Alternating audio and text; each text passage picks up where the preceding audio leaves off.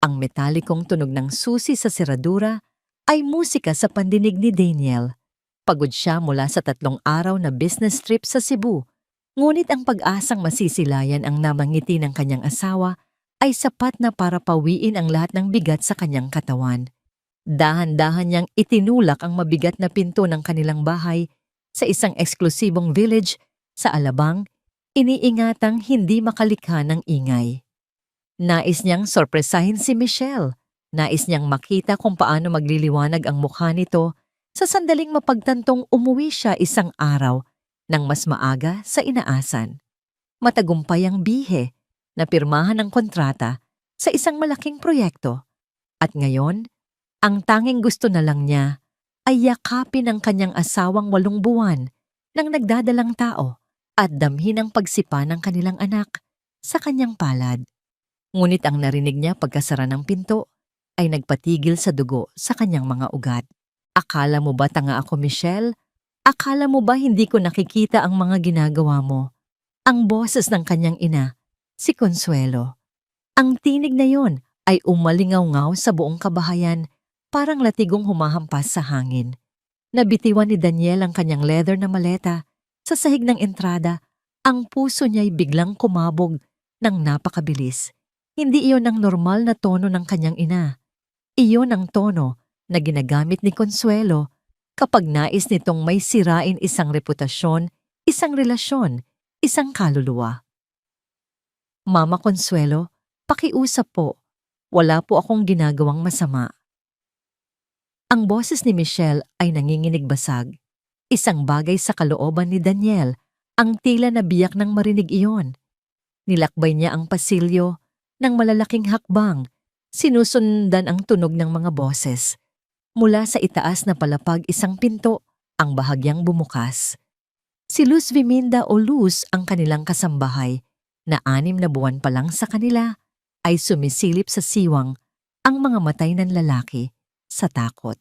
Nang makita siya nito, itinakip ni Luz ang kamay sa bibig na para bang may gusto itong isigaw, ngunit hindi magawa. Ang reaksyong yon ay nagsabi ng lahat. Hindi ito ang unang pagkakataon. May nasaksihan na si Luz noon at wala siyang nagawa dahil ano nga ba ang magagawa ng isang kasambahay laban sa ina ng kanyang amo. Pagdating ni Daniel sa bukana ng sala, ang eksenang tumambad sa kanya ay tila humugot sa lahat ng hangin sa kanyang mga baga. Nakalupasay sa mamahaling sofa, si Michelle ang mga kamay ay magkapatong sa kanyang malaki at bilog ng tiyan. Basa ang kanyang mukha sa luha. Ang suot niyang puting maternity dress ay gusot na tila ba kanina pa siya naroroon, tiniis ang lahat. Namumula at namamaga ang kanyang mga mata, ngunit ang tunay na dumurog sa puso ni Daniel ay ang malaking basang mantsa sa harapan ng damit nito. Tubig. May nagbuhos ng tubig sa kanya. At sa kanyang harapan, nakatayo na parang isang hukom na naghahatol ay si Consuelo. Matikas ang tindig nito, hawak ang isang basong walang laman. Ang perlas na kwintas sa leeg nito ay kumikinang sa ilalim ng liwanag na pumapasok mula sa malalapad na bintana, ngunit walang bahid ng karangyaan sa sandaling iyon. Tanging purong kalupitan lamang. Inakala mo bang nailinlang mo ang anak ko sa pagbubuntis mong iyan? Idinura ni Consuelo ang mga salita na puno ng lason. Akala mo ba na siguro mo na ang lugar mo sa pamilyang ito? Ikaw. Isang hamak na titser mula sa probinsya na hindi alam kung paano gamitin ang tamang kubyertos sa isang hapunan, na halos hindi makabuo ng isang towid na pangungusap sa Ingles, Mama. Ang salita ay lumabas mula sa bibig ni Daniel na parang isang kulog. Sabay silang napalingon. Nagitla si Consuelo at ang baso ay nahulog mula sa kanyang kamay. Isang matinis na tunog ng nababasag na salamin ang pumunit sa katahimikan ng sala. Nanlaki ang kanyang mga mata sa isang iglap bago niya muling naisuot ang kanyang maskara ng pagiging kalmado. Humagulgol ng malakas si Michelle nang makita siya itinakip ang mga kamay sa muka. At doon napansin ni Daniel ang isa pang bagay. May mga pulang marka sa pulso ni Michelle, mga marka ng daliri, na tila hinawakan siya ng sobrang higpit. Daniel, Umuwi ka ng maaga. Nagsimulang magsalita si Consuelo, ngunit hindi maalis ni Daniel ang kanyang mga mata sa eksena. Ang kanyang asawa nagdadalang tao sa kanilang panganay, basa nanginginig na sasaktan.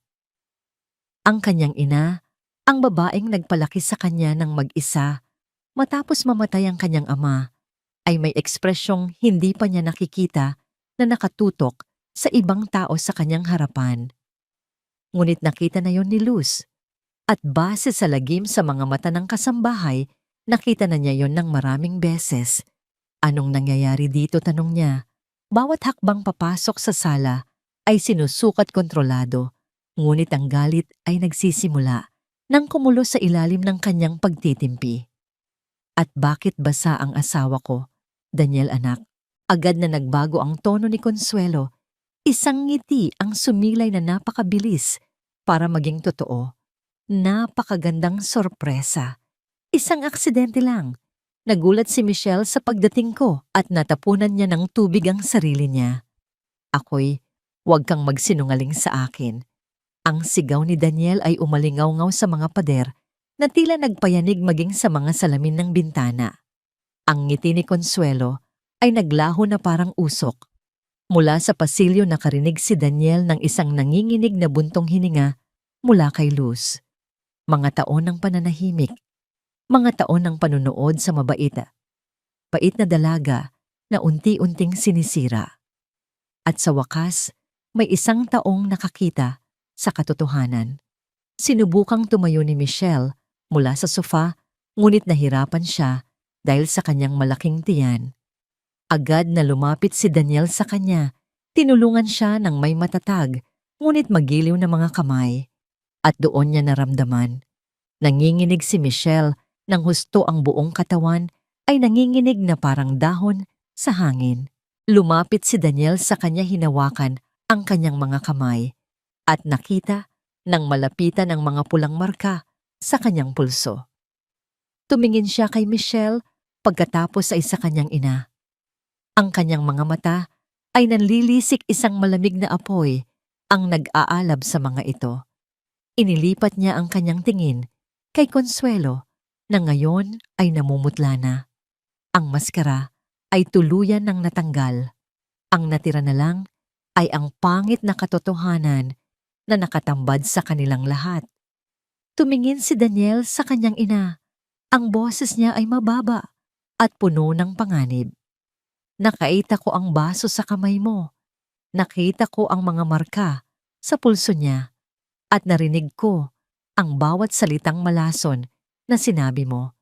Humakbang siya palapit, ang bawat galaw ay nagbabanta. Ngayon, sabihin mo sa akin ulit na isa lang itong aksidente. Hinarap niya si Consuelo, hindi pinapansin ang mga bubog ng basag na baso sa sahig sa pagitan nila. Ang pagmamahal at respeto na naramdaman niya para sa kanyang ina sa buong buhay niya ay biglang natabunan ng isang bagong damdamin, isang mabangis na pangangailangang protektahan ang kanyang sariling pamilya. Tinitigan niya ang ina ng diretso sa mga mata at sa unang pagkakataon, nakita ni Daniel ang takot sa mga mata nito. Huwag ulit niya, ang bawat salita ay mabigat at may diin kang magsinungaling sa akin. Ang katahimikan sa sala ay mabigat at halos nakakabingi.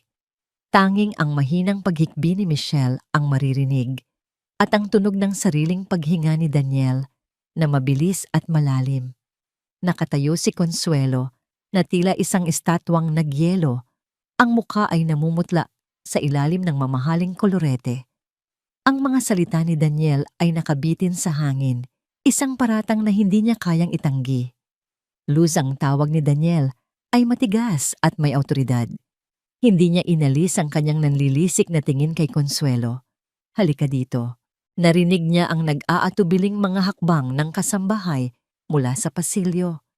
Lumitaw si Luz sa bukana ng sala, ang mga kamay ay magkadikit sa harap ng kanyang palda, ang ulo ay nakayuko. 50 taong gulang na si Luz, isang byuda na nagpapalaki sa kanyang nag-iisang anak na babae, isang dalaga na kaedad ni Michelle. At sa mga mata nito, Nakita ni Daniel ang parehong takot at awa. Saksi ka ba sa nangyari dito ngayon? Tanong ni Daniel. Ang boses ay kalmado, ngunit may pahiwatig ng bakal. Tumingin si Luz kay Consuelo na pinukol siya ng isang tingin na nangangako ng kapahamakan. Ngunit pagkatapos ay tumingin si Luz kay Michelle. Basta nanginginig wasak at isang bagay sa loob ng matandang babae ang nagpasya. Tama na. Opo, Sir Daniel, sabi niya. Ang boses ay matatag sa kabila ng takot. Nakita ko po ang lahat. Sabihin mo sa akin, utos ni Daniel. Huminga ng malalim si Luz. Dumating po si Ma'am Consuelo pagkatapos ninyong tumawag kanina para sabihing pauwi na kayo. Nasa baby room po si Ma'am Michelle, inaayos ang mga bagong damit ng bata. Umakyat po si Ma'am Consuelo at sinimulan niyang sigawan si Ma'am Michelle. Sinabi niya na masyado daw pong magastos si Ma'am Michelle na sinasamantala lang daw po kayo. Nag-atubili si Luz. Ang mga luha ay nagsimulang mamuo sa kanyang mga mata. Ano pa, Luz? Giit ni Daniel. Kailangan niyang marinig ang lahat. Napalunok si Luz at ang mga luha ay tuluyan ng bumagsak. Sinabi po niyang baka ipanganak na may problema ang bata dahil pinaparusahan daw ng Diyos ang mga nag-aasawa dahil sa pera. Sinabi po niya na ang bata ay magiging kasing bobo ng ina niya. Humagulgol si Luz at kapag nakita niyo raw po na ang anak niyo ay may dugong mahirap, pagsisisihan niyo raw pong pinakasalan niyo si Ma'am Michelle. Ang bawat salita ay parang suntok sa sikmura ni Daniel. Dugong mahirap. Ang kanyang anak. Ang kanyang hindi pa naisisilang na anak. Dahan-dahan siyang lumingon kay Consuelo na ngayon ay nanginginig na. Totoo ba yun? Tanong niya. Ang boses ay mapanganib na mahinahon. Sinabi mo na ang anak ko ay may dugong mahirap. Daniel, nag-e-exaggerate lang ang katulong na iyan. Hindi ko sinabi ng ganoon. Pagtatanggol ni Consuelo sa sarili. Hindi. Isang hakbang ang ginawa ni Daniel palapit sa ina at sa unang pagkakataon sa buhay niya, umatras si Consuelo Mendez mula sa sarili niyang anak. Hindi ka na magsisinungaling. Hindi ka na mamanipula. Hindi mo na gagawing misunderstanding ang mga makamandag mong salita. Dahil narinig ni Luz at si Michelle. Tumingin siya sa asawa niya na nakatakip pa rin ang muka. Si Michelle, tiniis niya lahat ng ito. Lumuhod si Daniel sa harap ni Michelle. Gaano na katagal, mahal? Tanong niya. Ang boses ay basag. Gaano na katagal niyang ginagawa ito sa'yo kapag wala ako? Hindi sumagot si Michelle, lalo lang itong umiyak. Gaano na katagal? Ang sigaw ni Daniel ay nagpatalon sa lahat. Sa tuwing aalis ka. Sa wakas ay sumagot si Michelle, ang boses ay sinulid na lang. Sa tuwing aalis ka para magtrabaho, dumarating siya. Minsan ilang minuto lang, minsan ilang oras. Palaging may puna, palaging may pintas. Palaging pinapaalala sa akin na hindi ako sapat para sa'yo. Naiiwan mo ako. Nagagawin niya ang lahat para iwan mo ako. Iniangat ni Michelle ang kanyang mukha at ang mga matang minamahal ni Daniel ay puno ng sakit na halos ikawasak niya. Sinabi niya na kapag ipinanganak na ang anak natin, papatunayan niya sa'yo na isa akong incompetent na ina. Nakukumbinsihin kanyang kunin ang custody, na makikita mo raw na mas kaya niyang palakihin ang anak mo kaysa sa akin, na mag-isa akong maiiwan, walang asawa, walang anak, walang-wala. At yun daw ang nararapat sa akin dahil sumiksik ako sa isang pamilyang hindi ko kalbel. Humagulgol ng malakas si Luz, tinakpan ng bibig. At si Daniel, naramdaman niya ang sariling luha na dumadaloy sa kanyang pisngi sa unang pagkakataon sa loob ng maraming taon. Diyos ko, bulong niya. Diyos ko, Michelle, bakit hindi mo sinabi sa akin? Bakit mo tiniis ito ng mag-isa? Dahil nanay mo siya, simpleng sagot ni Michelle. Dahil siya ang nag-isang nagpalaki sa'yo. Dahil mahal mo siya. At ayokong maging dahilan ng pag-aaway ninyo. Ayokong kailanganin mong pumili. Pero nakapili na ako. Tumayo si Daniel at humarap kay Consuelo. Ang nakita ni Consuelo sa mukha ng kanyang anak ay nagpabura sa lahat ng kulay sa kanyang mukha. Pinili ko siya noong araw na inalok ko siyang magpakasal. Pinili ko siya noong araw na nalaman kong magiging ama ako. At pinipili ko siya ngayon ng tuluyan. Naglakad si Daniel hanggang sa ilang pulgada na lang ang layo niya sa kanyang ina. Sinabi mo na ang anak ko ay may dugong mahirap. Sabi niya ang bawat salita ay mabagal kontrolado, nakamamatay. Sinabi mo na ang babaeng mahal ko ay incompetent. 3 oras mong sinira ang ina ng anak ko habang siya ay mag-isa at walang kalaban-laban. Binuhusan mo siya ng tubig. Nag-iwan ka ng marka sa kanyang mga pulso. Sinubukang magsalita ni Consuelo, ngunit itinaas ni Daniel ang kanyang kamay. Minahal kita buong buhay ko, iginagalang kita. Sinunod kita. Pero ngayon, Mama, lumampas ka sa isang linyang wala nang balikan. Daniel, hindi mo naiintindihan. May 10 segundo ka para umalis sa bahay ko.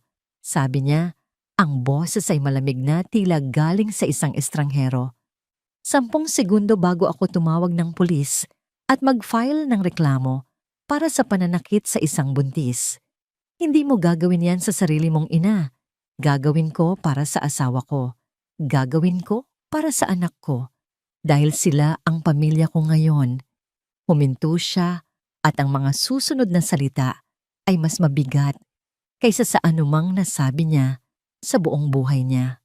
At ikaw, hindi ka na welcome malapit sa kanila. Ang orasan sa dingding ay tila tumiktak ng napakabagal. 1, 2, 3.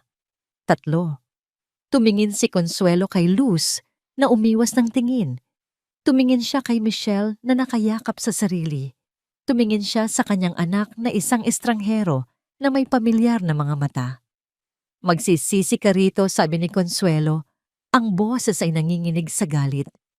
Kapag iniwan ka niya, kapag kinuha niya ang kalahati ng lahat ng pag-aari mo, kapag napatunayan niyang tama ako. Labas. Ang sigaw ni Daniel ay nagpayanig sa mga chandelier. Umalis ka sa bahay ko ngayon din. Bago pa ako makagawa ng isang bagay na pagsisisihan ko, nanginginig ang mga kamay na kinuha ni Consuelo ang kanyang mamahaling bag mula sa sofa. Naglakad siya patungo sa pinto, tuwid ang likod, sinusubukang panatilihin ang kanyang dignidad. Sa may pintuan humarap siya sa huling pagkakataon. Hindi kanya kayang mahalin tulad ng pagmamahal ko sa'yo. Tumingin si Daniel kay Michelle na nanginginig sa sofa. Tumingin siya sa mga pulang marka sa pulso nito. Tumingin siya sa tiyan kung saan lumalaki ang kanyang anak. Salamat sa Diyos, sagot niya dahil ang pagmamahal niya hindi nananakit. Nang magsara ang pinto, ang katahimikang naiwan ay mabigat at puno ng hindi masabing mga emosyon. Tumakbo si Luz sa kusina at bumalik na may dalang mga tuwalya. Si Daniel naman lumapit sa kanyang asawa.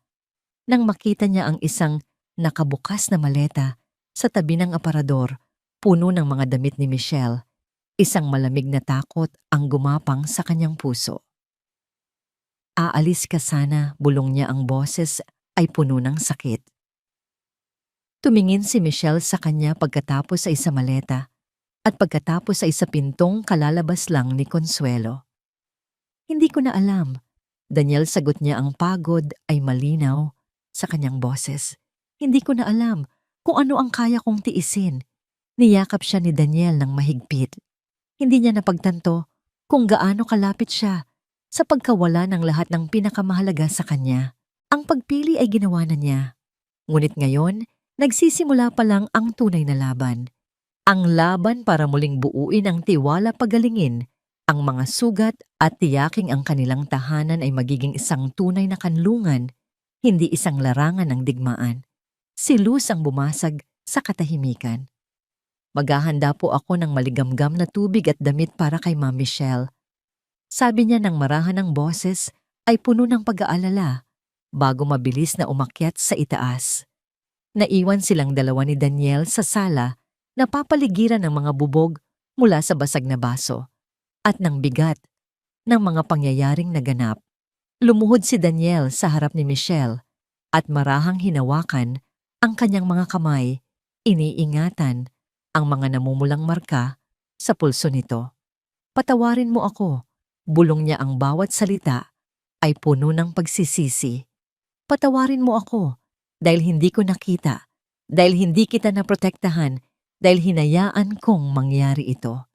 Hindi mo alam, sagot ni Michelle, ang boses ay mahina pa rin. Dapat nalaman ko. Pinindot ni Daniel ang kanyang noo sa mga kamay ni Michelle. Dapat nakita ko ang mga senyales, ang pananahimik mo tuwing pagkatapos ng pagbisita niya, ang pag-iyak mo sa banyo, ang takot mong gumastos ng pera kahit sinasabi kong pera natin yon. Bakit, Michelle? Bakit tiniis mo ang lahat ng ito nang mag-isa? Umiling si Michelle, ang mga luha ay muling dumaloy. Dahil tama ako, Daniel, pinapili kita. At ayokong makita kang nasasaktan sa pagpiling iyon. Mas nasasaktan ako ngayon, sabi niya, dahil nakikita kong nasasaktan ka. Itinuro niya ang nakabukas na maleta sa gilid. Aalis ka na ba talaga? Nag-iwas ng tingin si Michelle. Nag-empake ako kaninang umaga. Pagkatapos niyang sabihin ang lahat ng iyon, na magiging pabigat lang ako sa'yo, nasisirain ko ang pangalan mo, na ang anak natin. Naisip ko baka tama siya. Baka mas mabuti kung aalis na lang ako para matahimik na kayo. Ang mga salitang yon ay parang mga punyal na tumusok sa puso ni Daniel. Ang babaeng mahal niya, ang ina ng kanyang anak, ay dinala sa puntong mas gugustuhin pa niyang umalis kaysa manatili sa sarili niyang tahanan. Hinding-hindi ka aalis, sabi niya ng may diin. Ito ang bahay mo. Hindi ka pabigat. At ang anak natin, siya ang pinakamagandang nangyari sa buhay ko. Niyakap niya ito at sa pagkakataong ito, yumakap pabalik si Michelle. Ang mga hikbi ay yumanig sa kanyang buong katawan. Kinabukasan sinubukan ni Daniel na ibalik sa normal ang lahat. Ngunit ang normal ay nabasag na at hindi na maibabalik pa. Ang katahimikan sa bahay ay hindi na payapa. Ito ay puno ng tensyon. Si Michelle ay halos hindi lumabas ng kanilang silid. Si Daniel naman ay nagtatrabaho mula sa bahay, ayaw iwanan ng asawa. Sa kalagitnaan ng umaga, habang nasa kanyang home office, nag-vibrate ang kanyang cellphone. 1 beses, 2 beses, 3 beses, 10 magkakasunod na beses. Kinuha niya ito at nanikip ang kanyang dibdib. 15 mensahe mula kay Consuelo, lahat ay ipinadala sa pagitan ng 3:00 at 5:00 ng madaling araw. Sinimulan niyang basahin ang una. Ang bawat salita ay purong lason. Daniel, ginagawa mo ang pinakamalaking pagkakamali sa buhay mo. Minamanipula ka ng babaeng iyan. Hindi mo ba nakikita? Kahiya-hiya ang ama mo kung nakikita kanyang mas pinili mo ang isang estranghera kaysa sa sarili mong ina.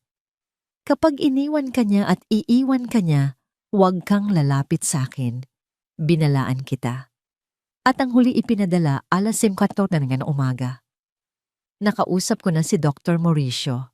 Sabi niya, maaari kong questionin ang paternity ng bata kung may makatwirang hinala. Para lang malaman mo na may mga pagpipilian ako. Sumabog ang galit sa dibdib ni Daniel na parang bulkan. Questionin ang paternity. Ang sarili niyang ina ay nagbabantang tanungin kung anak niya ang dinadala ni Michelle. Isang bagong antas ng kabuktutan na hindi niya akalaing posible. Pumasok si Michelle. Sa opisina may dalang 1 tasa ng kape. Ano yan, tanong niya, nakita ang ekspresyon sa mukha ni Daniel. Ayaw sana niyang ipakita. Ayaw na niyang magdagdag pa ng lason sa puso nitong sugatan na. Ngunit nangako siyang wala ng lihim. Ipinakita niya ang cellphone sa kanya. Ang tunog na lumabas kay Michelle ay hindi makatao. Isang daing ng sakit na napakalalim, na tila nagmula sa kanyang kaluluwa. Itinakip niya ang mga kamay sa bibig, ang mga mata ay nanlaki sa ganap na pagkabigla. Sinasabi niya na hindi sayo ang bata. Ang boses niya ay napakapino na halos hindi marinig. Naniloko kita. Hindi niya gagawin yon, sabi ni Daniel. Nagda-dial na ng 1 numero. Dahil tatapusin ko ito, ngayon din. Sinong tinatawagan mo? Ang abogado ko. Si Francis. Hindi pa 9:00 ng umaga, ngunit sinagot ni Attorney Francis Campos sa ikatlong ring. 15 taon ng pagkakaibigan ay may mga pribilehiyo. Daniel, anong nangyari ang aga mo yata? Francis, kailangan kong may gawin ka para sa akin. Ngayon na. Ang tono ni Daniel ay nagpaalerto sa abogado. Kailangan ko ng restraining order laban sa nanay ko. Katahimikan sa kabilang linya. Pagkatapos, si Tita Consuelo. Anong ginawa niya? Tumingin si Daniel kay Michelle na nakaupo sa gilid ng kanyang mesa, nakayakap sa tiyan, marahang umuuga na parang isang batang sinusubukang pakalmahin ang sarili. Sinaktan niya ang buntis kong asawa kahapon.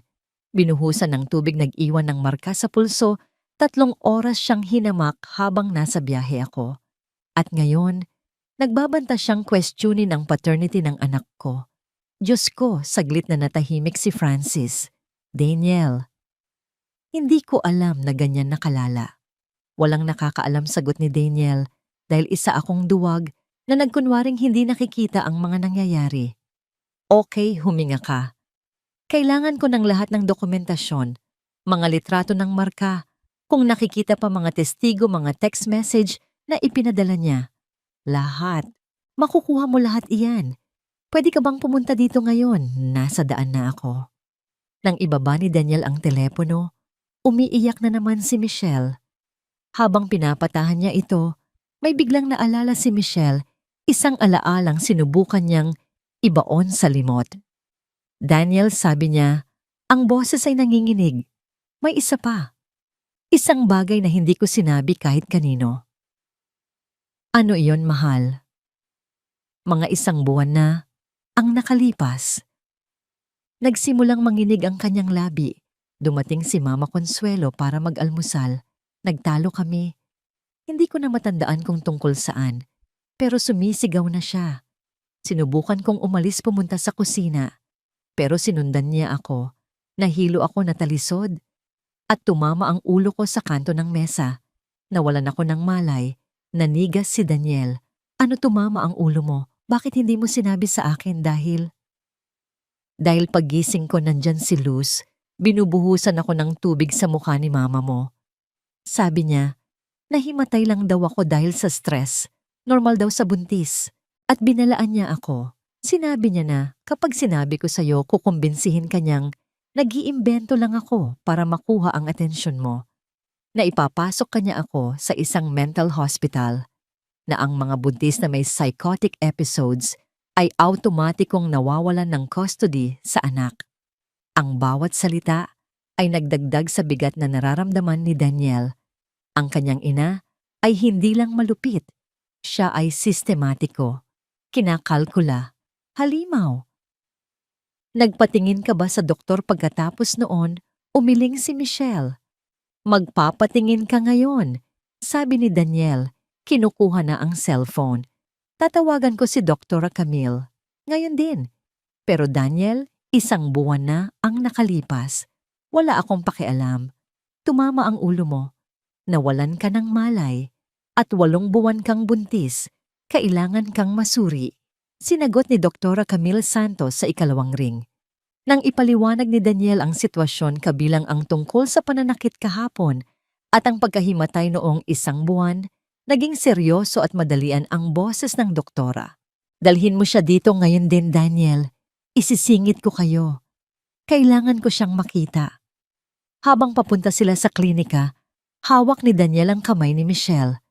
Ang bawat kilometrong tinatakbo nila ay tila naglalapit sa kanila sa isang katotohanang pareho nilang kinatatakutan.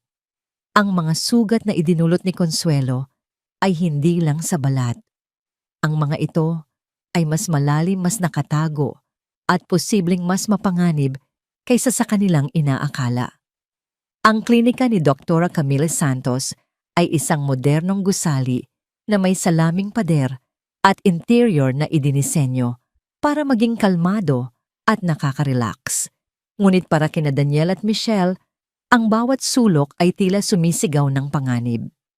Dito nila ginawa ang lahat ng prenatal check-up ni Michelle, mga panahong puno ng kagalakan at pag-asa.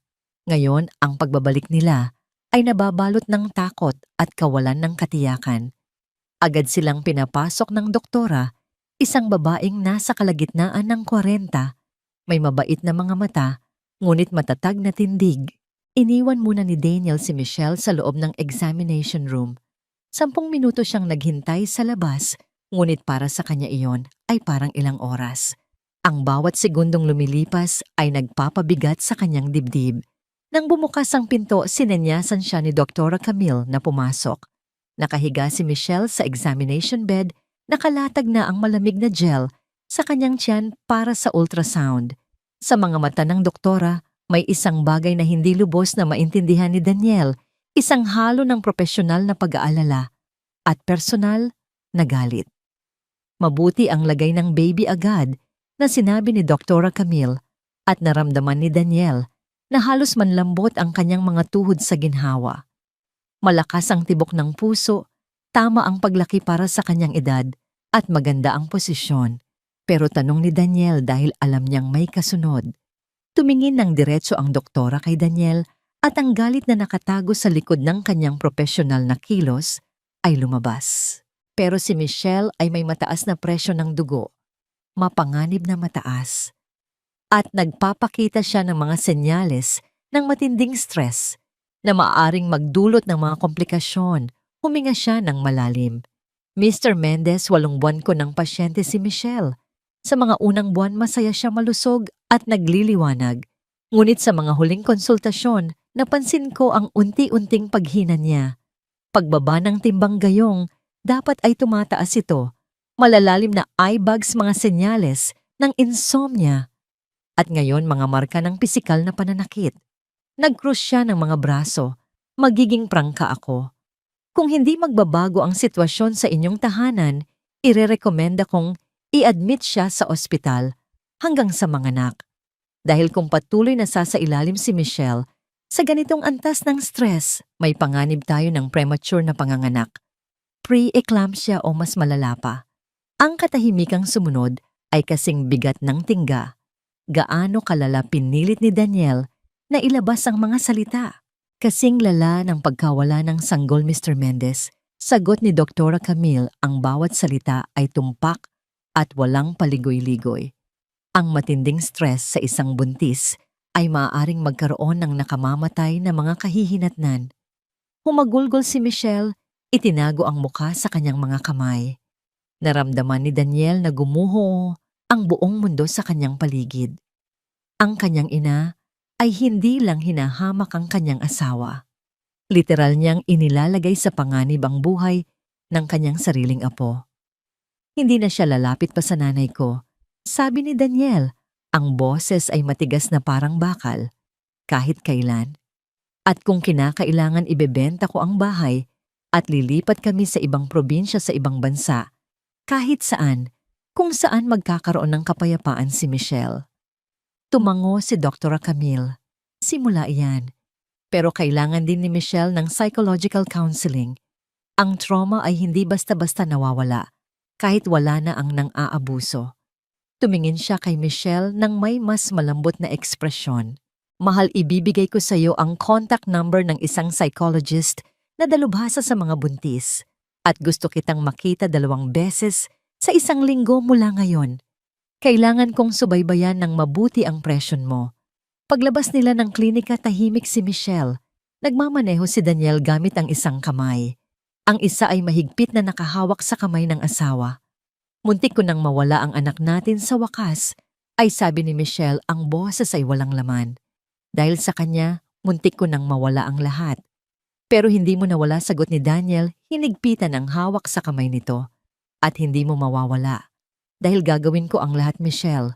Lahat para mapanatiling ligtas kayo. Tumunog ang kanyang cellphone. Si Francis. Daniel, nakuha ko na ang temporary restraining order. Hindi pwedeng lumapit si Consuelo sa loob ng 200 metro mula kay Michelle o sa bahay ninyo. Epektibo ito sa loob ng 30 araw habang inihahanda natin ang buong kaso. Salamat, Francis. Pero may isang bagay kang kailangang malaman, sabi ng abogado. Tumawag si Tita Consuelo sa opisina ko 10 minuto na ang nakalipas. Sinabi niyang idedemanda niya si Michelle para sa parental alienation. Hindi pa nga naipapanganak ang bata. Alam ko, katawa-tawa. Pero nakikipag-usap na siya sa ibang mga abogado. Sinusubukan niyang bumuo ng isang kaso. Daniel, ang nanay mo ay hindi basta-basta susuko.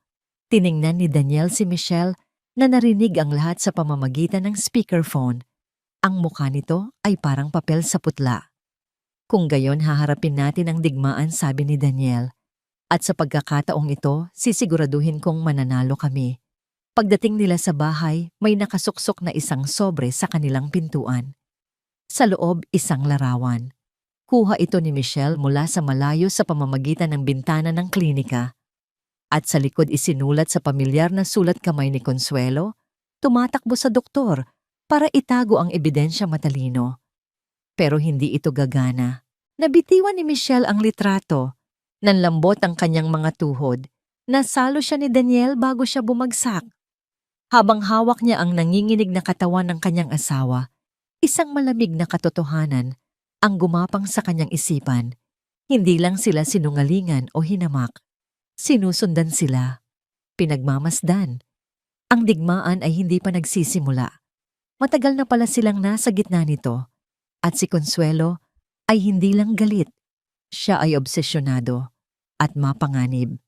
Ang litrato ay nahulog sa sahig na parang isang tuyong dahon, ngunit ang bigat nito ay parang tingga. Sinapo ni Daniel si Michelle. Bago ito tuluyang bumagsak, hinawakan ang mga braso nito habang nanginginig ang mga binti. Ang mga mata ng kanyang asawa ay nakatitig sa larawan siya mismo na pumapasok sa klinika kinunan mula sa malayo, gamit ang isang mapang-abusong zoom lens na nahuli pati ang pagod na ekspresyon sa kanyang mukha. Nandoon siya, bulong ni Michelle, ang boses ay sinulid na lang. Sinundan niya tayo. Pinapanood niya tayo. Luz, sigaw ni Daniel habang hawak pa rin si Michelle. Luz, halika rito, tumatakbong lumitaw ang kasambahay mula sa kusina, pinupunasan ang mga kamay sa kanyang apron. Nang makita niya si Michelle na halos himatayin muli, namutla ang kanyang mukha. Diyos ko, anong nangyari? Dalhin mo siya sa kwarto. Ngayon din utos ni Daniel. At isara mo ang lahat ng pinto at bintana ng bahay. Hindi na nagtanong si Luz. Marahan niyang inalalayan si Michelle papasok. Naiwan si Daniel na nakatayo sa may pintuan, hawak ang litrato na parang isang makamandag na ahas. Ang kanyang ina ay hindi lang lumabag sa restraining order.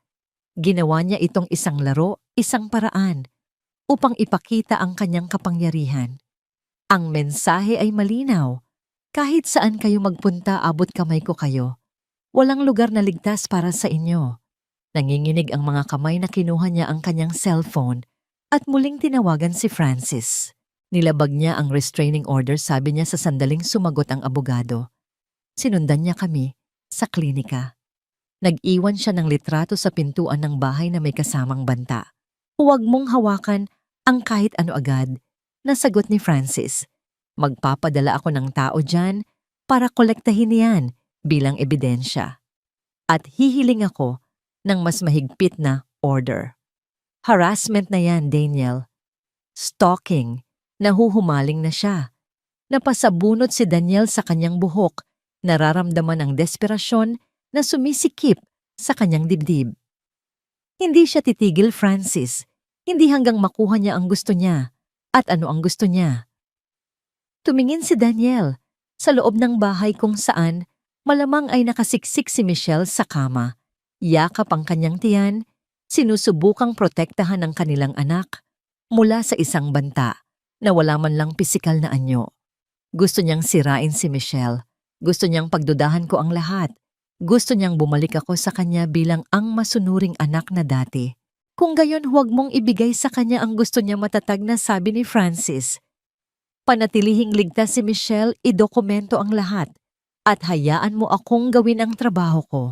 Ngunit nang ibaba ni Daniel ang telepono, isang pakiramdam ng kawalan ng kapangyarihan ang bumalot sa kanya. Ang mga restraining order ay papel lamang. Ang mga papel ay hindi kayang pigilan ng isang babaeng determinadong manira. Sa mga sumunod na araw ang kanilang tahanan ay naging isang kulungan. Isang magandang kulungan na may malalawak na bintana at lunti ang hardin, ngunit isang kulungan pa rin. Si Michelle ay tumangging lumabas. Bawat tunog ng sasakyan sa labas, bawat pagring ng telepono ay nagpapadala sa kanya sa isang estado ng pagkataranta. Sinimulan ni Consuelo ang kanyang kampanya ng paninira.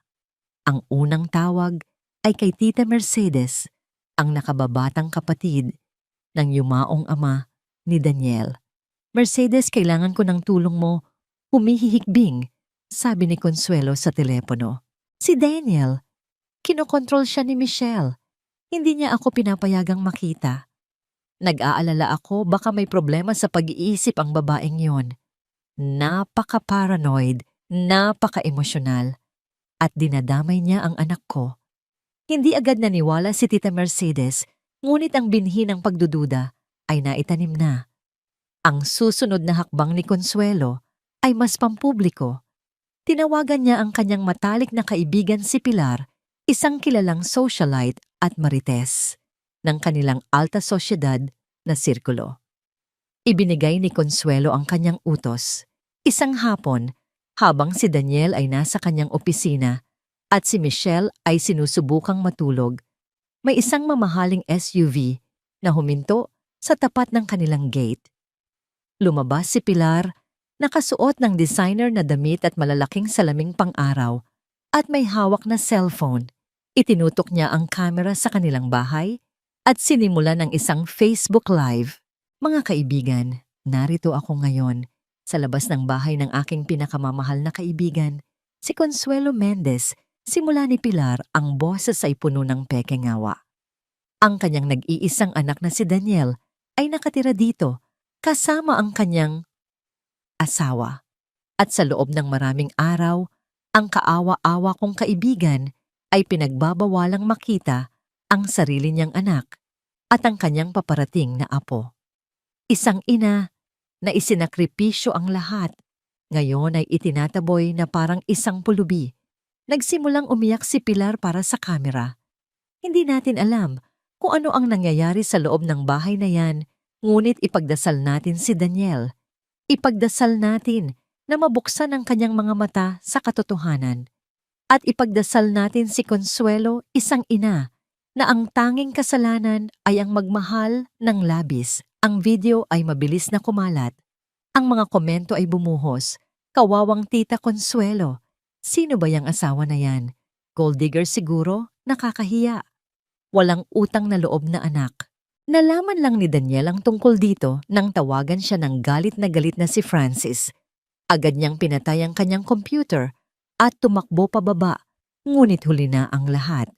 Nakita ni Michelle ang video. Nakatayo siya sa bintana ng kanilang silid, nanonood, habang si Pilar ay nagpapatuloy sa kanyang palabas sa labas ng kanilang gate.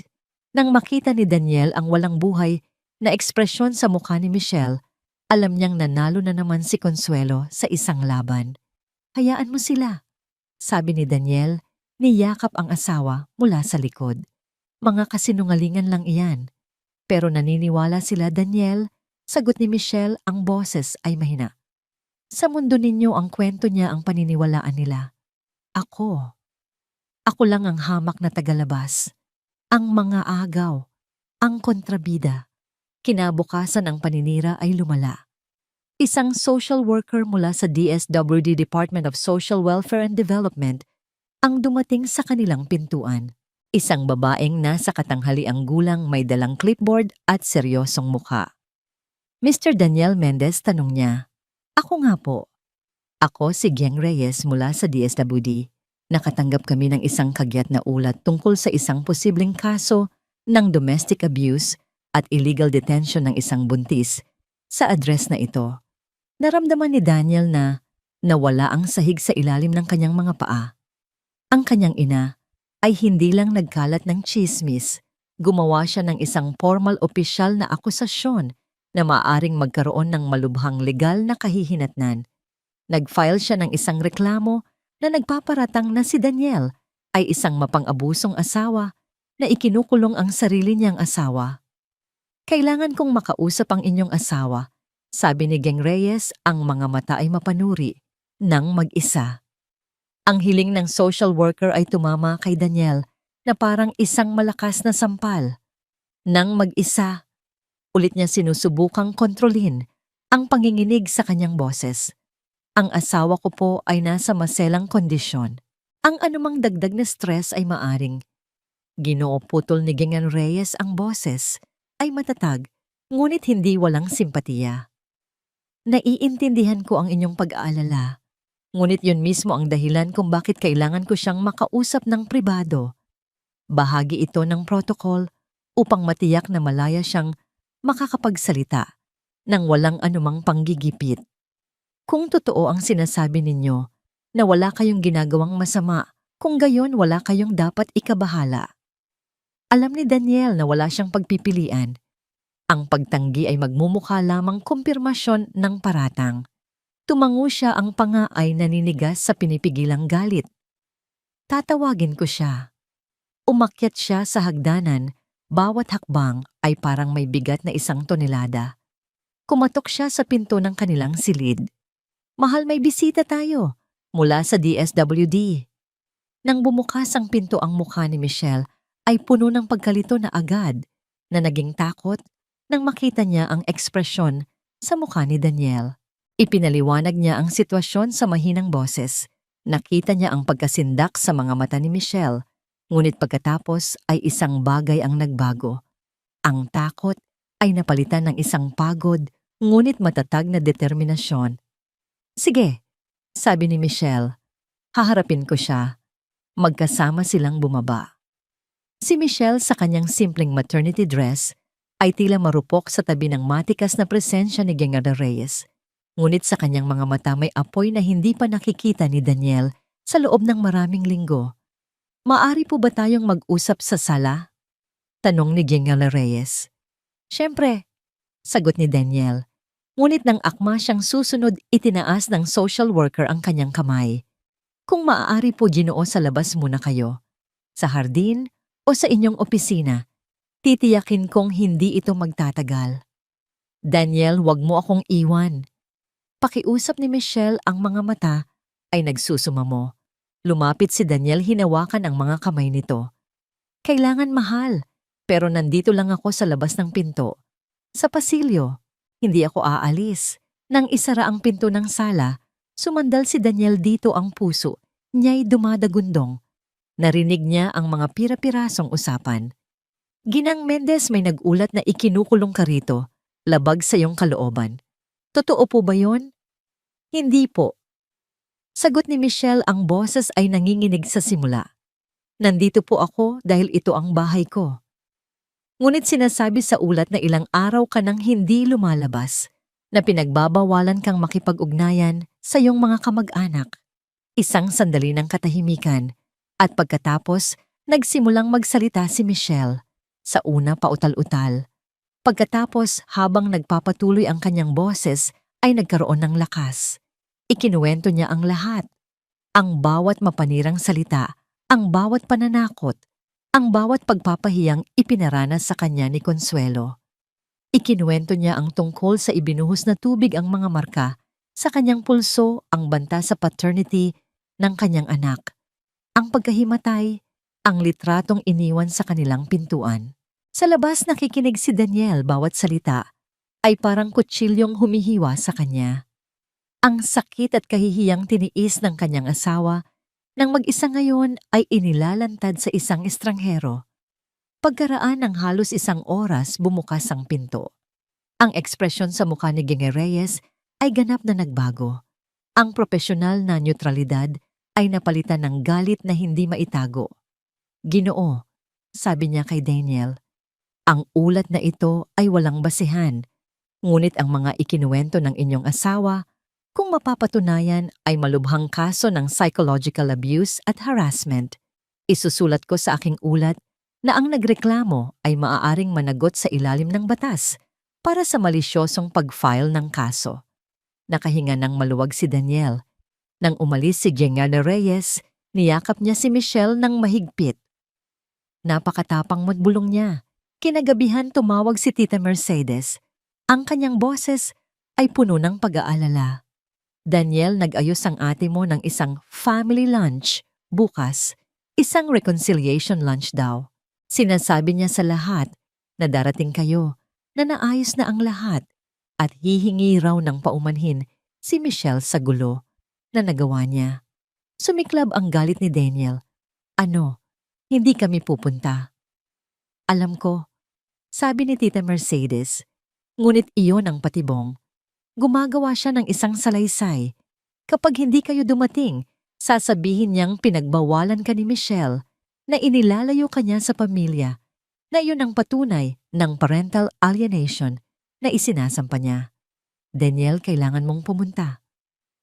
Hinding-hindi ko ilalapit si Michelle sa kanya muli. Kung gayon pumunta ka ng mag-isa, giit ng kanyang tiyahin, at sa harap ng lahat, sabihin mo ang katotohanan. Huwag mo siyang hayaang kontrolin ang kwento. Ibinaba ni Daniel ang telepono at kinausap si Michelle. Pagkatapos niyang magpaliwanag, tiningnan siya ni Michelle nang may blankong ekspresyon. Pumunta ka. Simpleng sabi nito. Ano, hindi kita iiwan? Kailangan mong pumunta dahil kung hindi panalo na naman siya. Gagawin kanyang anak na kinokontrol at ako ang kontrabidang naglayo sa'yo sa pamilya mo. Si Luz ay nandito. Tatawagan ko rin ang nanay ko. Hihilingin kong pumunta siya rito. Kailangan ko rin ng kakampi. Kinabukasan nagmaneho si Daniel patungo sa bahay ni Tita Mercedes. Ang kanyang sikmura ay buhol-buhol. Pagpasok niya, tumamahimik ang lahat. 10 tao, mga pinsan tiyo, malalapit na kaibigan ng pamilya, lahat ay nakatingin sa kanya. At sa gitna nakaupo na parang reyna sa kanyang trono ay si Consuelo. Ngumiti ito nang makita siya, isang ngiti ng tagumpay. Daniel, mabutit dumating ka. Nasaan si Michelle? Nasa bahay. Sagot ni Daniel, ang boses ay malakas at malinaw. Kung saan siya ligtas mula sa'yo. Nag-alinlangan ang nangiti ni Consuelo. Daniel, anak, hindi natin kailangan ng eksena. Nag-usap na tayo, hindi ba nagkaintindihan na tayo? Hindi tayo nagkaintindihan. Putol ni Daniel, ang kanyang boses ay sapat na malakas para marinig ng lahat. At nandito ako ngayon para malaman ninyong lahat kung ano talaga ang nangyari. Namutla si Consuelo. Daniel, huwag mong gawin ito. Sinaktan ng nanay ko ang buntis kong asawa. Sabi ni Daniel, humarap sa buong silid. Binuhusan niya ng tubig. Nag-iwan ng mga pasa sa kanyang pulso. 3 oras siyang hinamak habang nasa biyahe ako. Nagbanta siyang questionin ang paternity ng anak ko. Nag-file siya ng pekeng reklamo sa DSWD. Nagkaroon ng bulungan sa silid. Mga tinging nagtataka at nagugulat. Hindi yan totoo. Tumayo si Consuelo, ang boses ay matinis sa galit. Minamanipula siya. Ipinasok ni Michelle ang mga ideyang yan sa ulo niya. Sa sobrang galit, itinaas ni Consuelo ang kanyang kamay. Akmang sasampalin si Daniel dahil sa kawalang galang. Ngunit bago pa man dumapo ang kanyang palad, isang kamay ang humarang dito. Si Tita Mercedes. Mabilis ang kanyang kilos. Hinawakan niya ang kamay ni Consuelo at sa isang nakakagulat na galaw, siya ang sumampal ng malakas sa kanyang hipag. Isang malutong na tunog ang umaling-aungaw sa tahimik na silid. Tama na, Consuelo. Sigaw ni Tita Mercedes, ang mukha ay namumula sa galit. Sumusobra ka na, pamilya tayo. Pero hindi ibig sabihin noon ay hahayaan kitang sirain ang sarili mong anak. Napatulala si Consuelo, hawak ang namumulang pisngi. Ang lahat sa silid ay hindi makagalaw sa gulat. Sa gitna ng kaguluhan, tumunog ang cellphone ni Daniel. Nakita niya ang pangalan ni Luz sa screen. Sinagot niya ito. Narinig niya ang takot at pagmamadali sa boses ng kasambahay. Sir Daniel, si Ma'am Michelle po, sir. Kailangan ninyong umuwi ngayon din. Dumudugo po siya. Ang mga salita ni Luz ay tumago sa pandinig ni Daniel na parang mga pako. Dumudugo po siya. Sa isang iglap ang ingay ng family lunch. Ang gulat sa mukha ng kanyang mga kamag-anak. Ang sampal na ibinigay, Ni Tita Mercedes kay Consuelo, lahat ay naglaho. Wala nang iba pang mahalaga. Papunta na ako. Sigaw niya sa telepono, hindi na nag-abalang magpaalam. Tumatakbo siyang lumabas ng bahay nilagpasan ang tulalang si Consuelo at ang nag-aalalang si Tita Mercedes. Ang pagmamaneho niya pauwi ay isang malabong alaala ng mabilis na takbo mga busina at ang walang humpay na pagkabog ng kanyang puso sa dibdib. Isang panalangin lang ang paulit-ulit sa kanyang isipan. Huwag po ninyong pabayaan ang mag-ina ko. Huwag po pakiusap. Pagdating niya sa bahay, nakita niya si Michelle sa sofa maputla at nanginginig habang si Luz ay naglalagay ng malamig na bimpo sa kanyang noo. May bahid ng dugo sa laylayan ng damit ni Michelle. Hindi ito marami, ngunit sapat na para magpadala ng yelo sa kanyang mga ugat. Tara na, sabi ni Daniel. Binuhat si Michelle ng buong ingat na tila ito ay gawa sa babasaging salamin. Dadalhin kita sa ospital. Sa emergency room ang bawat minuto ay tila isang kawalang hanggan. Si Michelle ay agad na ipinasok at naiwan si Daniel. Sa waiting area ang kanyang mga kamay ay nanginginig ang kanyang damit ay may mga mantsa ng dugo ng kanyang asawa. Sinubukan niyang tawagan si Dr. Camille at sa kabutihang palad ito ang on-call na OBGYN sa ospital ng gabing iyon. Pagkaraan ng isang oras na parang habambuhay lumabas si Dr. Camille. Ang kanyang mukha ay pagod, ngunit kalmado. Daniel, sabi niya, makinig ka. Hindi ito premature labor. Nabitawan ni Daniel ang isang hiningang hindi niya namalayang pinipigilan niya. Ngunit patuloy ng doktora, ito ay isang babala. Ang pagdurugo ay sanhi ng matinding stress. Sumagad na ang katawan ni Michelle. Kung uuwi siya at babalik sa parehong sitwasyon, hindi ko masisiguro na hindi ito mauulit. At sa susunod, baka hindi na natin sila mailigtas. Anong dapat nating gawin? Tanong ni Daniel, ang boses ay desperado. Kailangan niyang manatili rito, sabi ni Dr. Camille. Ia-admit ko siya. Dito masusubaybayan namin ang presyo niya ang kalagayan ng bata. At higit sa lahat, malalayo siya sa pinagmumulan ng kanyang stress. Mananatili siya rito hanggang sa araw na siya ay manganak. Ang desisyon ay tila isang hatol, ngunit para kay Daniel ito ay isang biyaya. Sa ospital ligtas sila. Sa ospital walang makakapanakit sa kanila. Dinala si Michelle sa isang pribadong silid. Malinis, tahimik at amoy gamot. Ang tanging maririnig ay ang mahinang tunog ng fetal heart monitor, isang ritmikong tibok na nagpapatunay na ang kanilang anak ay buhay at lumalaban. Hindi ako aalis sa tabi mo, sabi ni Daniel, hinawakan ang kamay ni Michelle. Natutulog na ito dahil sa gamot na ibinigay, ngunit hinigpitan nito ang hawak sa kanya. Kinuha ni Daniel ang kanyang cellphone at tinawagan si Francis. Gabi na, ngunit alam niyang gising pa ang kaibigan. Francis, sabi niya sa sandaling sumagot ito.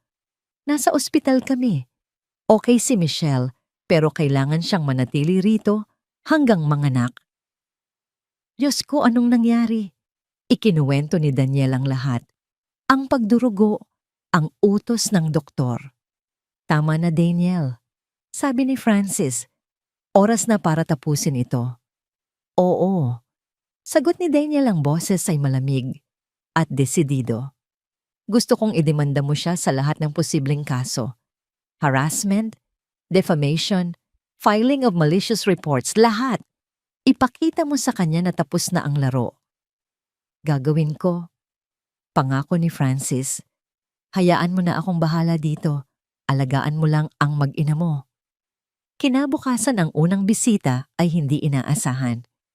Ang ina ni Michelle, si Aling Lourdes, na dumating mula sa kanilang probinsya. Isang babaeng simple, may mga kulubot na sa mukha dala ng hirap ng buhay at may mga matang puno ng pagsisisi. Anak, sabi ni Aling Lourdes, lumuluha habang papalapit sa kama ni Michelle. Patawarin mo ako. Gising na si Michelle at nagulat nang makita ang ina. Tumawag sa akin ang mama ng asawa mo. Patuloy ni Aling Lourdes. Sinabi niyang sinungaling ka, na minamanipula mo si Daniel. At ako na sarili mong ina, naniwala ako sa kanya. Patawarin mo ako, anak. Dapat ikaw ang pinaniwalaan ko. Ang eksena ay isang tahimik na pag-iyak. Isang ina na humihingi ng tawad, isang anak na matagal nang uhaw sa pag-unawa ng sariling ina. Ang sugat na nilikha ni Consuelo ay umabot na pala hanggang sa pamilya ni Michelle. Nang hapong iyon, dumating si Tita Mercedes. May dala siyang pagkain para kay Daniel at isang maliit na bulaklak para kay Michelle. Kumusta na siya? Tanong niya. Magiging maayos din siya, sagot ni Daniel. Umupo si Tita Mercedes sa tabi niya. Tumawag ang ate mo. Umiiyak. Nagtatanong kung nasaan kayo. Hindi sumagot si Daniel.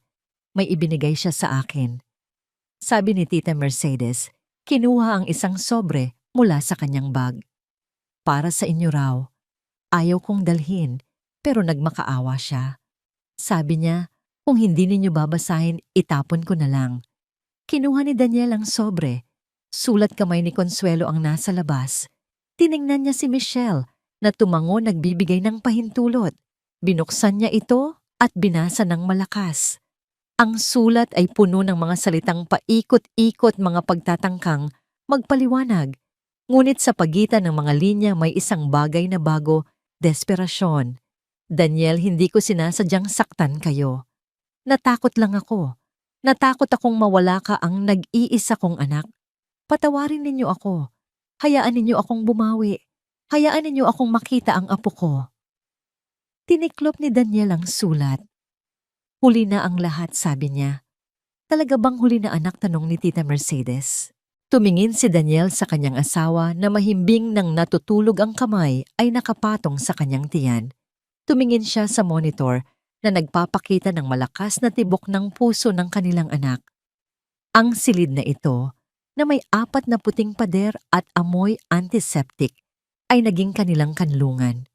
Ang unang lugar kung saan naramdaman nilang tunay na ligtas. Oo, tita, sagot ni Daniel. Ang pagpapatawad ay posible siguro balang araw, pero ang pagtitiwala, nasira na niya iyon ng tuluyan. Ang katahimikan sa silid ng ospital ay hindi na mabigat. Ito ay payapa.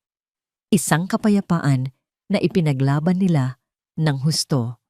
Alam ni Daniel na marami pang laban sa hinaharap sa korte sa loob ng kanilang pamilya. Ngunit sa sandaling iyon, sa loob ng silid na iyon, kasama ang kanyang mag-ina, nahanap niya ang kapayapaang matagal na niyang hinahanap. Ang digmaan sa labas ay maaaring magpatuloy, ngunit sa wakas, ang kanilang tahanan ay naging isang lugar ng kapayapaan. 5 araw na ang lumipas sa loob ng tahimik na santuwaryo ng silid sa ospital. Ang presyo ng dugo ni Michelle ay unti-unti nang bumabalik sa normal. Si Daniel ay hindi umalis sa kanyang tabi, natutulog sa hindi komportableng sofa na nagiging kama, kumakain ng pagkain mula sa ospital at naliligo sa maliit na banyo ng silid. Si Luz ang nagdadala ng malinis na damit araw-araw, nananatili ng ilang oras para makipagkwentuhan kay Michelle at magbigay ng kaunting aliw mula sa labas. Ang kanilang mundo ay lumiit sa 4 na sulok ng silid na yon, ngunit sa unang pagkakataon, sa loob ng maraming buwan, nakahinga sila ng maluwag. Walang takot na may biglang darating. Walang pangamba sa bawat pagring ng telepono. Tanging ang ritmikong tunog ng fetal monitor ang kanilang kasama, isang pangako ng buhay na paparating. Isang gabi habang nagbabasa ng libro si Daniel sa tabi ng kama ni Michelle, bigla itong napahawak sa kanyang tiyan. Ang kanyang mukha ay biglang sumimangot sa sakit. Daniel, sabi niya, ang boses ay may bahid ng pag-aalala. Parang may kakaiba. Agad na tumayo si Daniel at tinawag ang nurse. Dumating si Dr. Camille. Makalipas ang ilang minuto ang mukha ay kalmado at nakatuon. Matapos suriin si Michelle, tumingin siya sa kanila. Oras na. Simpleng anunsyo niya. Pero kulang pa po ng mahigit 1 linggo. Sabi ni Daniel, ang takot ay nagsimulang gumapang pabalik sa kanya. Minsan ang mga sanggol ay may sariling timetable. Sagot ng doktora na may maliit na ngiti. Malaki na siya at sapat na sa lakas. Magiging maayos ang lahat. Ang sumunod na 6 na oras ay isang malabong halo ng sakit, takot, pag-asa at pagmamahal. Ang mga contraction ay nagsimula ng mahina, ngunit unti-unting lumakas at naging mas madalas. Hinawakan ni Daniel ang kamay ni Michelle. Sa bawat paghila bumubulong ng mga salita ng pag-encourage, kahit na pakiramdam niya ay sasabog na ang sarili niyang puso sa kaba. Kaya mo yan, mahal. Paulit-ulit niyang sinasabi, pinupunasan ng pawis sa noon nito. Ikaw ang pinakamatapang na babaeng kilala ko. Hindi ko na kaya. Humihikbing sabi ni Michelle sa pagitan ng mga paghilab.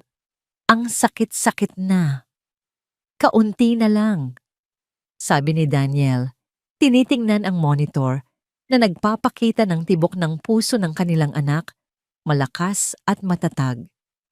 Malapit na ang anak natin. Kaunti na lang. Dinala sila sa delivery room.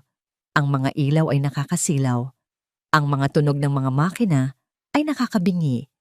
Ngunit sa gitna ng lahat ng iyon, tanging ang mga mata ni Michelle ang nakikita ni Daniel. Mga matang puno ng sakit, ngunit puno rin ng isang determinasyong hindi pa niya nakikita kailanman. Isa pa, Michelle, itulak mo. Sigaw ni Dr. Camille.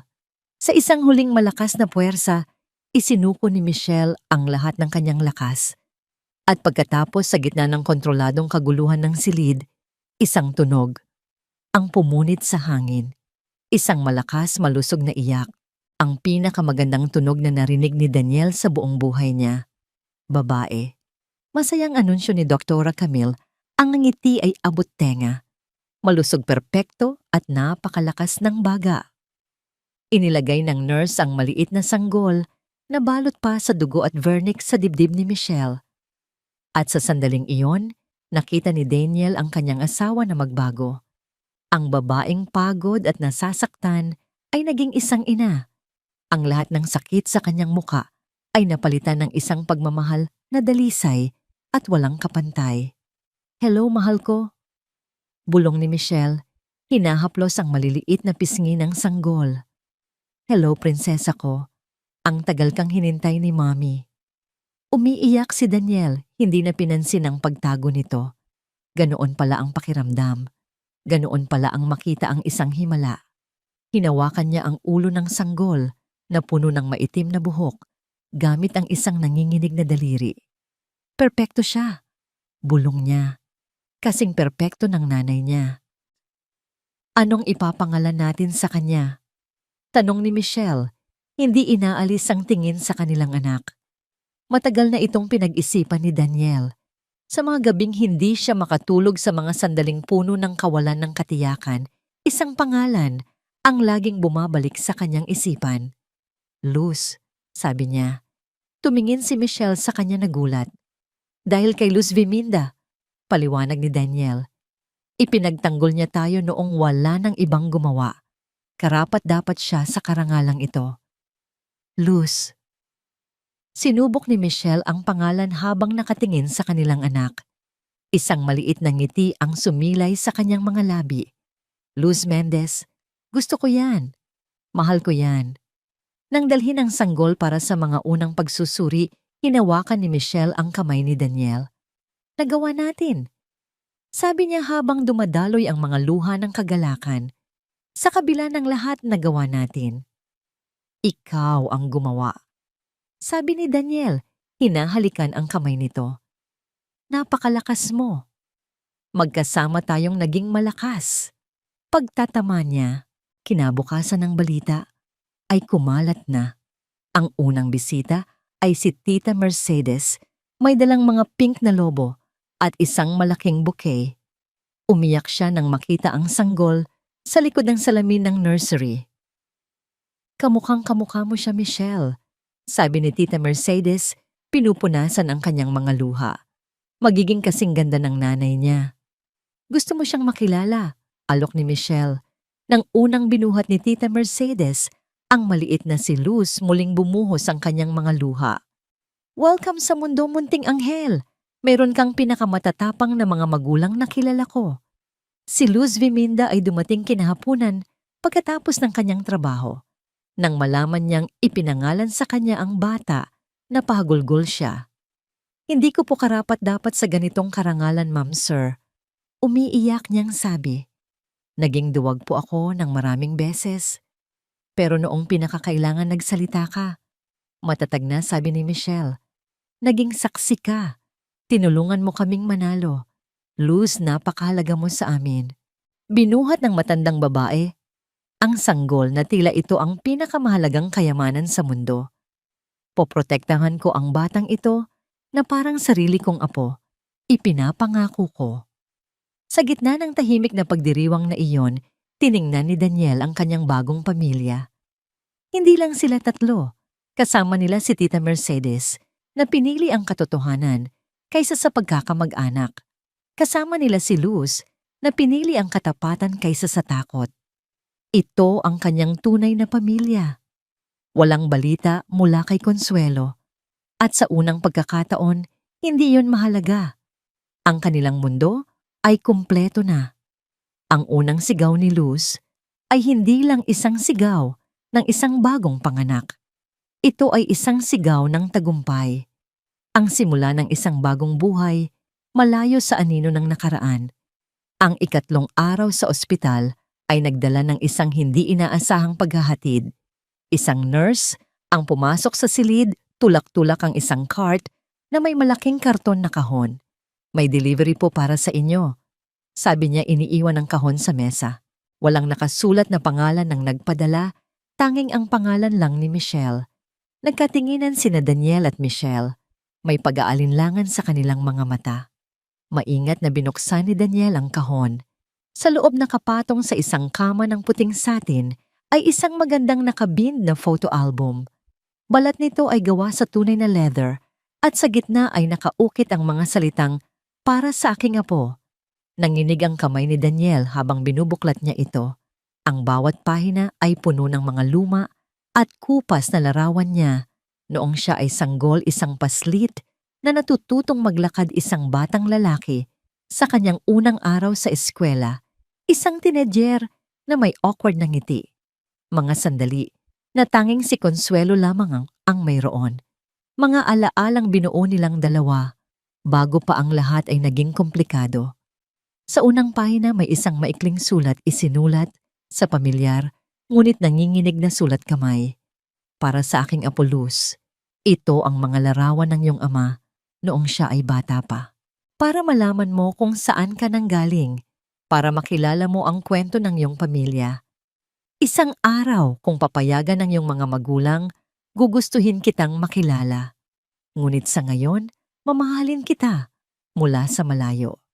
Ang iyong lola na nagnanais maging mas mabuti, Consuelo, isinara ni Daniel ang album. Ang bigat nito sa kanyang mga kamay ay parang bigat ng buong nakaraan niya. Walang paghingi ng tawad, walang pagmamakaawa. Isang simpleng handog lamang, isang tulay na sinusubukang itayo mula sa mga guho. Kinuha ni Michelle ang album mula sa kanya at binuklat ang mga pahina. Isang maliit na ngiti ang sumilay sa kanyang mga labi. Ang mga larawan ay magaganda, sabi niya. Ang taba mong sanggol. Sinusubukan niya, sabi ni Daniel. Totoo man o hindi, sinusubukan niya. Tumingin si Michelle sa kanya, ang mga mata ay seryoso. At tayo, bibigyan ba natin siya ng pagkakataon? Tumingin si Daniel sa kanilang anak na natutulog sa bassinet sa tabi ng kama. Napakaliit, napaka-perpekto na puno ng hinaharap. Ang batang ito ay karapat-dapat sa isang buong pamilya. Ngunit karapat-dapat din ito sa kapayapaan. Balang araw, sabi ni Daniel, hinawakan ng kamay ni Michelle. Kapag napatunayan niyang nagbago na siya, na may mahigpit na mga hangganan, na may napatunayang therapy, pagkatapos ng maraming buwan, marahil mga taon ng pare-parehong pag-uugali. Ngunit ang ating prioridad ay palaging protektahan ang ating pamilya. At kung magiging banta siya ulit, kahit katiting hinding-hindi na siya makakalapit. Sumasang-ayon ako, sabi ni Michelle. Isang linggo pagkatapos pinayagan ng umuwi si Michelle, habang inilalagay ni Daniel ang kanilang anak si Luz sa car seat, isang pakiramdam ng nerbiyos at kagalakan ang bumalot sa kanya. Ito na iyon, ang simula ng kanilang buhay bilang isang pamilya ng 3. Paglabas nila ng ospital, isang maliit na grupo ang naghihintay sa kanila sa may entrance. Si Tita Mercedes kasama ang 2 pinsan ni Daniel na kumampi sa kanila. Si Luz Viminda may hawak na isang malaking bouquet. Si Attorney Francis na naging higit pa sa isang abogado at naging isang tunay na kaibigan. At sa ikinagulat ng lahat ang ina ni Michelle, si Aling Lourdes. Nay, halos pabulong na, sabi ni Michelle. Lumapit ang matandang babae, nag-aatubili ang mga hakbang. Ang mga mata ay puno ng luha.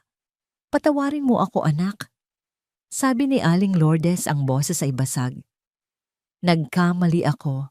Nagkamali ako ng husto nang mas pinaniwalaan ko ang babaeng iyon kaysa sa sarili kong anak.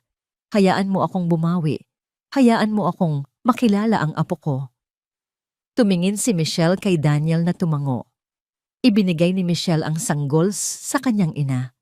Sa unang pagkakataon, binuhat ni Aling Lourdes ang kanyang apo.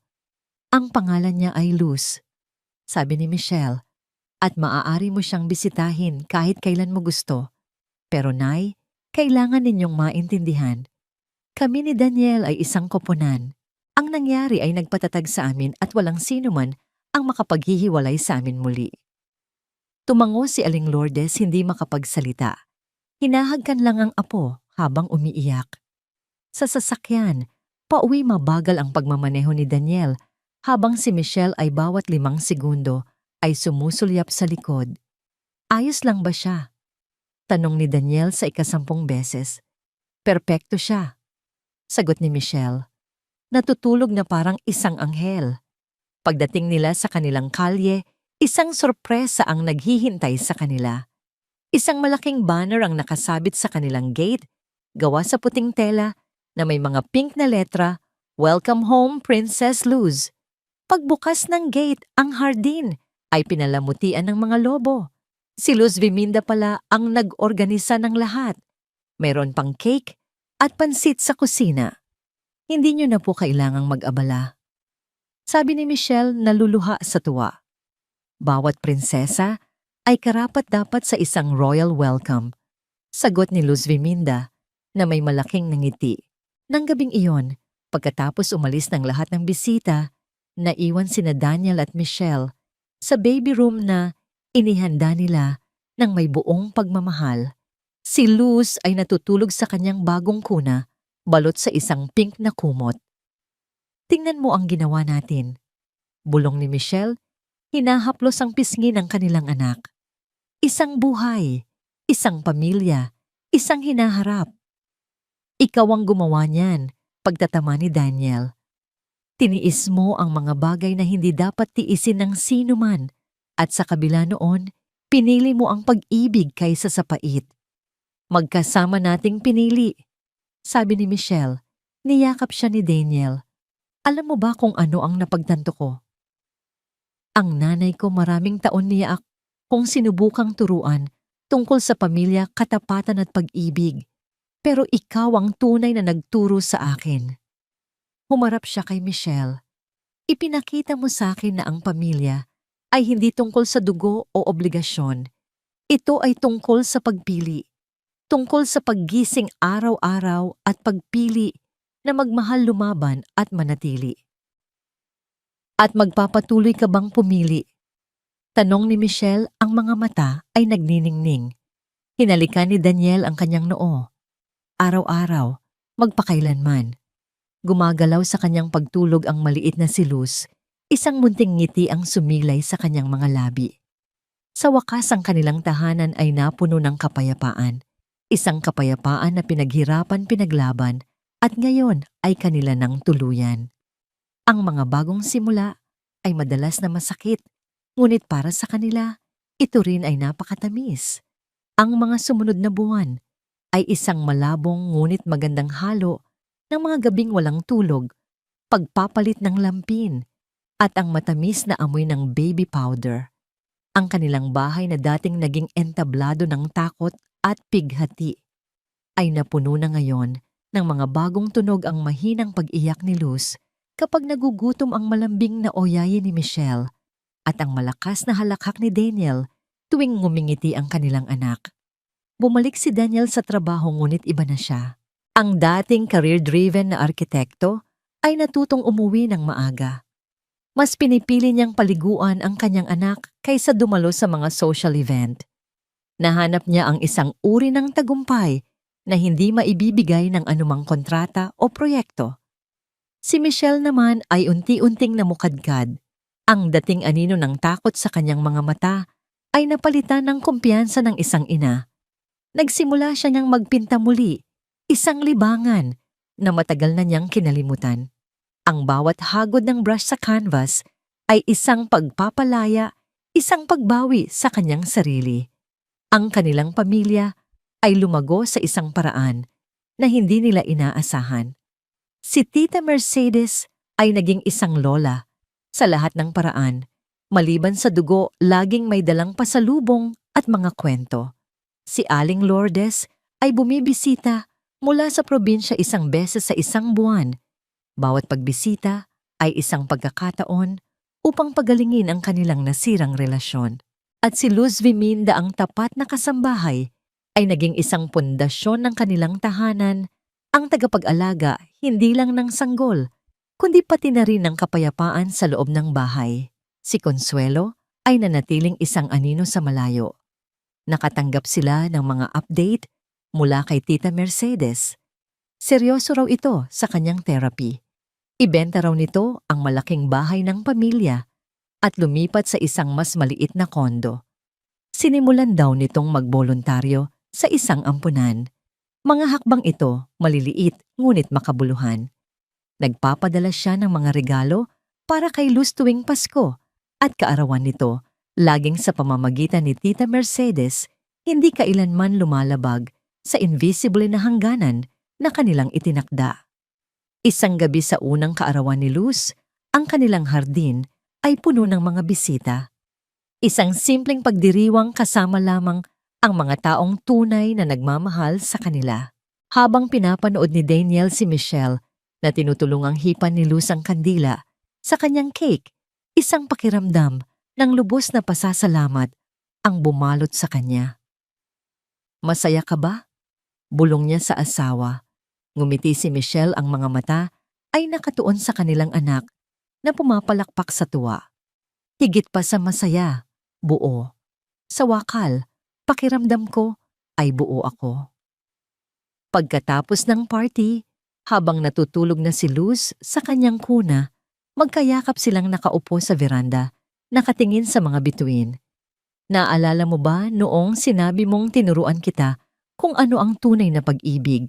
Sabi ni Michelle. "Araw-araw kong naaalala," sagot ni Daniel. "Sa tingin ko, pareho nating tinuruan ng isa't isa." Sabi ni Michelle. "Ipinakita mo sa akin na karapat dapat akong ipaglaban, na ang pag-ibig ay hindi pagtitiis, kundi proteksyon. At ipinakita mo sa akin na ang tahanan ay hindi isang lugar." Dagdag ni Daniel.